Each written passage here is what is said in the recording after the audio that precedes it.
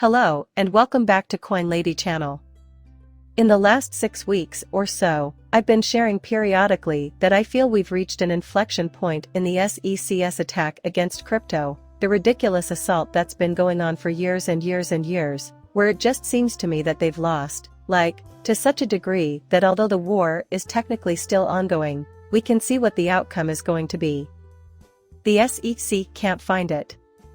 In fact, you may remember that just after their shocking loss to rebel in the SEC. For example, Kim Jong-un has made it clear that artificial intelligence will be a top priority for North Korea. AI, it seems, is now a form of security just because it exists. Therefore, it must be something that the SEC regulates. That's obviously not a simple task. Actually, crypto was the major undertaking. It says a lot about the context that they're going for something that doesn't even somewhat resemble crypto. The shocking loss of Grayscale in the current Bitcoin ETF crisis is another example. Even as far back as March, the judge's discussions hinted at impending doom for Coinbase, so the writing was on the wall. Although the war is not officially finished and the SEC does still fighting back, it has been made abundantly apparent that they are doomed in my eyes. Something fundamental has changed. For Gary Gensler, the game is up. They don't want to go whimpering off into the corner with their tails between their legs, even though the SEC doesn't want to do that either. So, they're attempting to avoid further embarrassment. And as all this is happening, there have been changes. Because of this, attorney Hogan has speculated that the SEC tide has turned in quote, "I'll explain the complete context at the beginning of the movie." The writing is on the wall, so he's really just writing on the back of a comment made by Chris Larsen, who is, of course, a co-founder of Ripple. This is something I've been emphasizing for weeks and weeks. And prior to it, I had a naturally positive outlook. The SEC's defeat is now inarguable, therefore, the case may continue indefinitely. And even if it takes X years, this isn't going to be the SEC's primary concern in the future. The judges aren't having it since the SEC has greatly overstepped their bounds, even if that were the case, which it isn't. But before we go any further, I want to make it perfectly clear that I am not a financial expert, that I am not giving you any form of financial advice, and that you should not purchase or sell anything based on what I say. Just a hobbyist here that occasionally posts films to YouTube on various crypto-related topics. Okay, so here's a Bloomberg headline: San Francisco lost its chance to be blockchain capital, Ripple's, Larsen says. I'll be coming back to this piece in a little while. However, I felt it important to point out that Chris Larsen tweeted about this post. And here's what Ripple co-founder Chris Larsen had to say about it. The court's rejection of the SEC's philosophy of regulation by enforcement gives me hope that it is nearing its end. Congress must now act as the primary driver of crypto policy. Alright, that is unquestionably right on the money.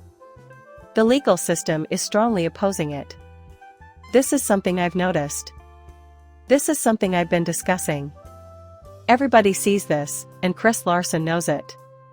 Since this isn't coming from Judge Torres, I believe it has also given Congress newfound confidence following the outcome of the SEC versus Ripple lawsuit. Although in a strict sense, it is not yet over.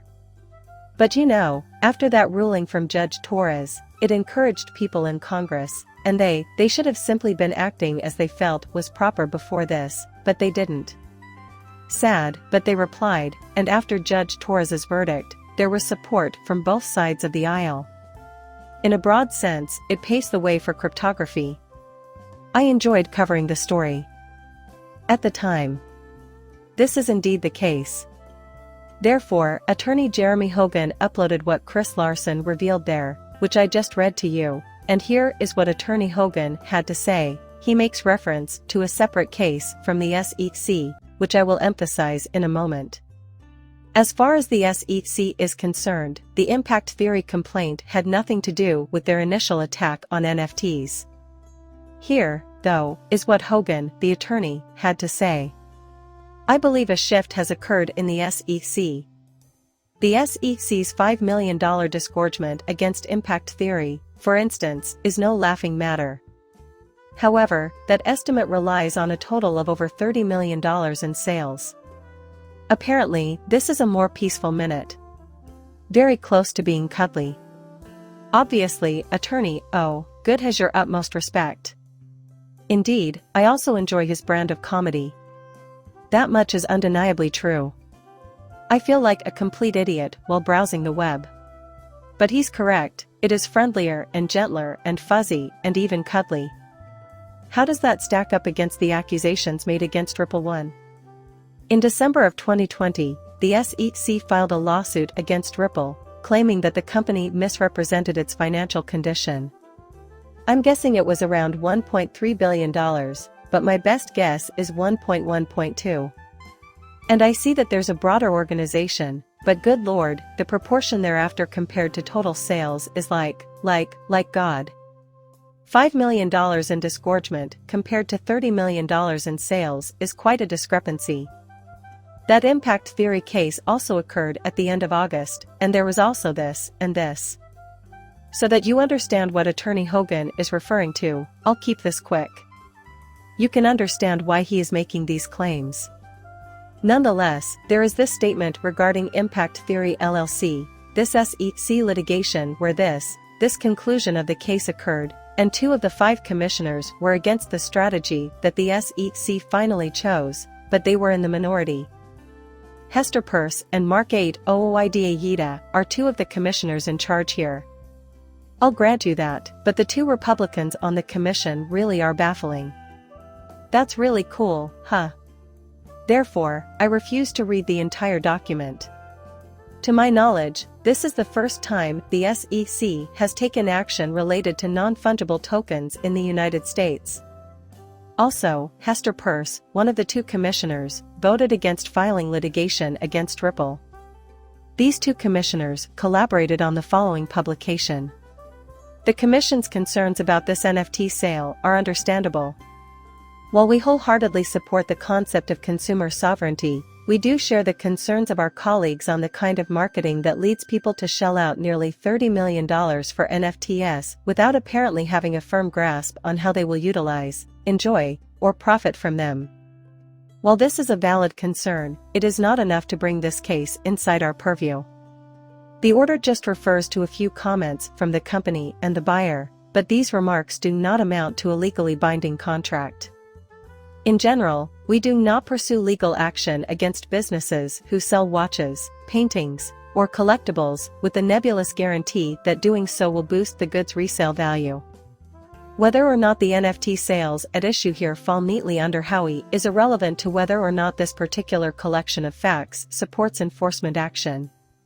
The corporation has already issued the rescission offer, in the form of repurchase programs, that is required for a registration violation.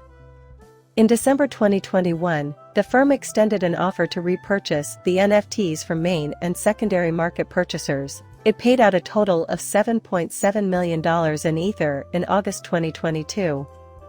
Presumably, other purchasers similarly might have sold their NFTs to the corporation. Okay. Furthermore, I believe the point is that everything was already in motion. XRP was around before July 13 when the SEC was hit in the gut. Defeat is over. They were, therefore, engaged in this activity. After all was said and done, though, the final tally was indeed $5 million. I like it. It's fine with me if you say so. However, the remainder of it is unimportant. That might be my lawyer right there. I know Hogan is saying what he's saying here, but what they've been doing is still disgusting. I can't think of another time in American history when a government agency actively worked to destroy a growing asset class.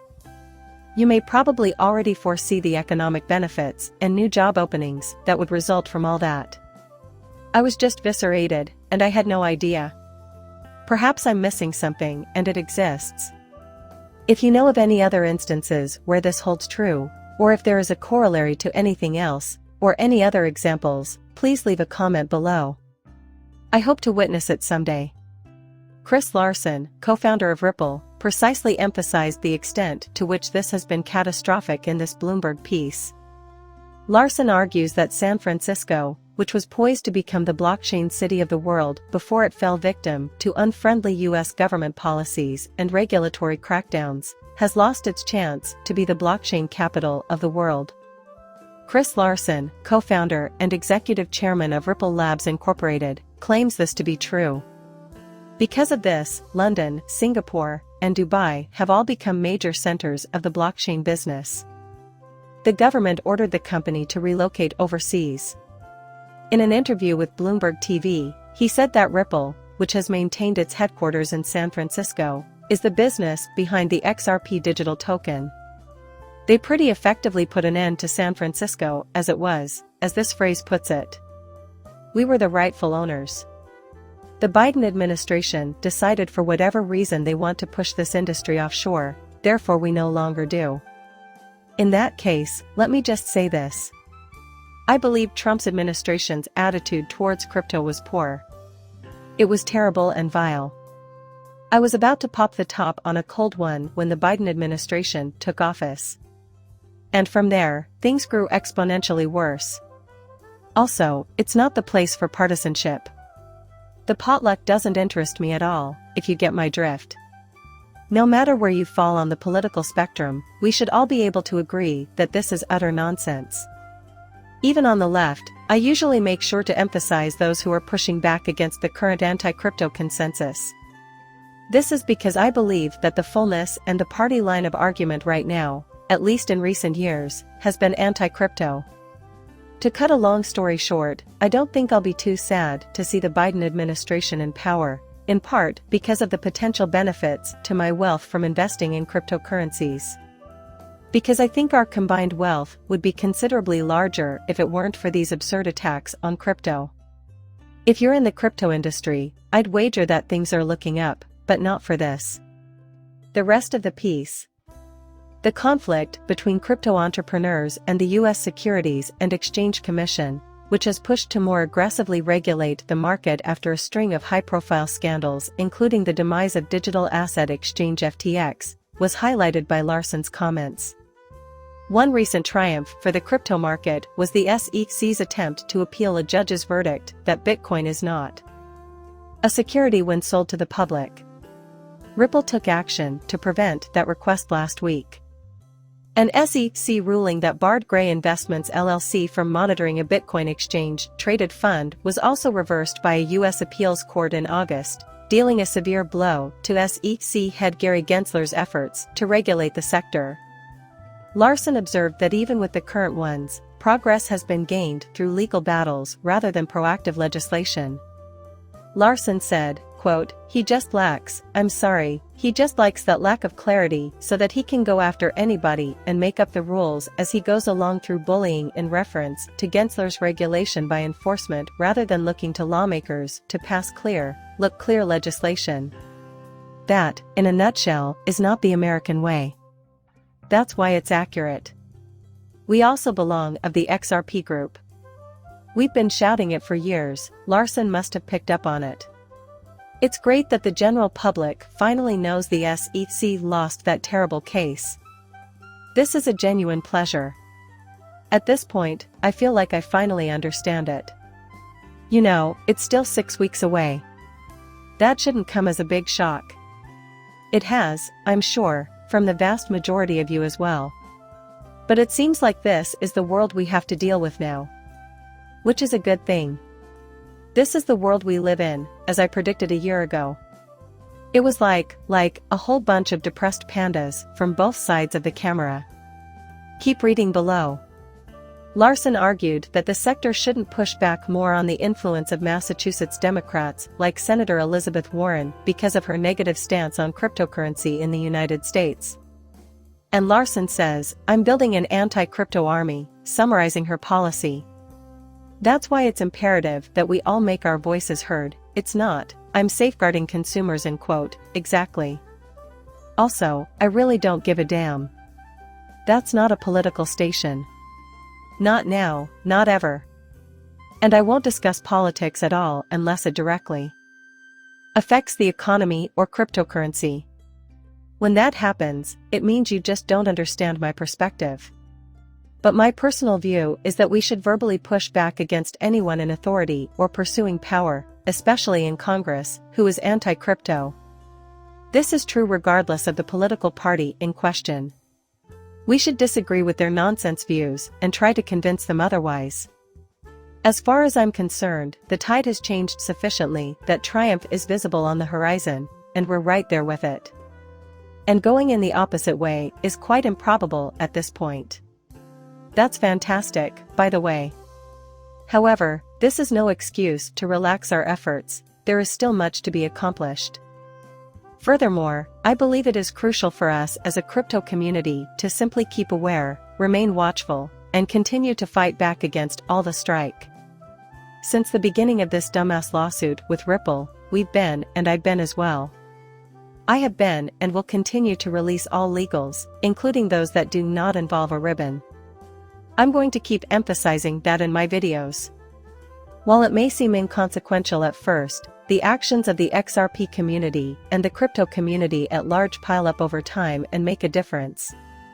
Simply put, the squeakiest wheel gets the oil. That's the way things are, and you should never forget that you're an integral cog in the machine. Since most people are blind to the phenomenon, a relatively small number of persons are needed. Those constituents that actually have dialogue with those that are elected to any sort of power are in the minority. Most people aren't making any specific demands of Congress, and most people aren't even seeking to interact with their leaders, the people that represent them. Oh, okay. Here's the fact that there are 5 of you, and if you keep going, they will eventually catch on. That which demands attention is given it. This is how it works, and it has been functioning. It will continue to XRP 589 in the same fashion. Since I'm not a certified financial planner, you shouldn't act on any advice I give. I trust you found this update interesting. If you did, please leave a like and subscribe. See you soon, bye.